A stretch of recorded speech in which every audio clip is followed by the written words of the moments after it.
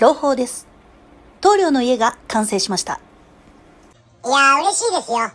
数々の家をリフォームしてきましたけど、ようやくね、ちゃんとした自分の家っていうのがね、出来上がったので、こっから私の好きなようにリフォームさせていただこうかなとは思うんですけど、今後のリフォームに期待です。